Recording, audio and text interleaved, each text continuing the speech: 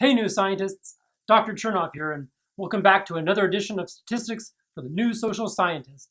Today we're going to talk about calculating regression coefficients using SPSS. Now to calculate a regression coefficient, what we do is we open up SPSS. So here you can see that I've already got the fear of crime database loaded and ready to go. Now to calculate this regression coefficient, what I do is I go to Analyze, I then go down to Regression, and then I click on Linear.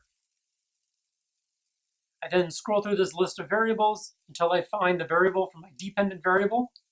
So here I'm going to pick on fear of crime. Next, I click on this top right-facing arrow. So here, fear of crime has moved into this field under the words dependent. I then go through this list and I click on my independent variable. So here, safety feeling. I then click on this middle right-facing arrow. So here you can see that safety feeling has moved into the section called independence. I then click on the OK button. So SPSS has now produced all of our results and is showing them in the statistics viewer. So we get this model summary table here. So this table gives us our R and our R squared, as well as our adjusted R squared.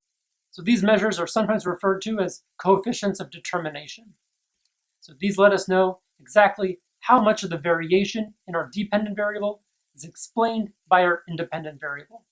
So you can think of them as statistics for measuring how well the independent variable explains what's going on in the dependent variable. So here, with this safety feeling and fear of crime situation, we can see that about 29% of the variation in fear of crime is explained by how safe people feel around campus. So we scroll down to this table called coefficients. So the values that we're really interested in are under this first column here, under unstandardized B. We get two values. The first is an estimate of the intercept. Now this intercept is only meaningful when the independent variables are able to take on true zero values. Now the second estimate that we're interested in, here is this one that's next to the words safety feeling. So here we have a negative 0.504. So this coefficient captures the relationship between our independent variable, safety feeling, and our dependent variable, fear of crime. Once again, we can see that it's negative, so we know there's a negative relationship. So as safety feeling increases, fear of crime tends to go down. Now another piece of useful information that's in this table is our p-value. So here, under the column sig, we have two p-values, one corresponding to our intercept and the other one corresponding to our slope coefficient.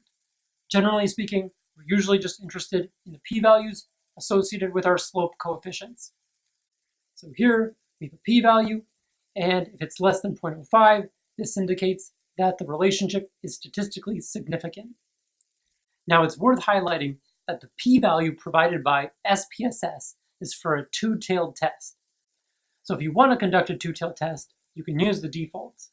However, if you want to conduct a one-tailed test, then you're going to have to modify the default p-value provided. So say you wanted to conduct a lower-tailed test. So if you're conducting a lower-tailed test and your t statistic is negative, then what you do is you take that default p-value and divide it by 2. On the other hand, if your t statistic is positive, then what you do is you take that default p-value, divide it by 2, and then subtract it from 1. Now let's say you're in the other situation where you want to conduct an upper tail test. If you're conducting upper tail test and the test statistic is positive, then you take the default p-value and divide it by 2. If, on the other hand, you're conducting an upper tail test and the test statistic is negative, then what you do is you take that default p-value, divide it by 2, and then subtract that value from 1. Okay, and that's it. The rest of the assignment is now up to you.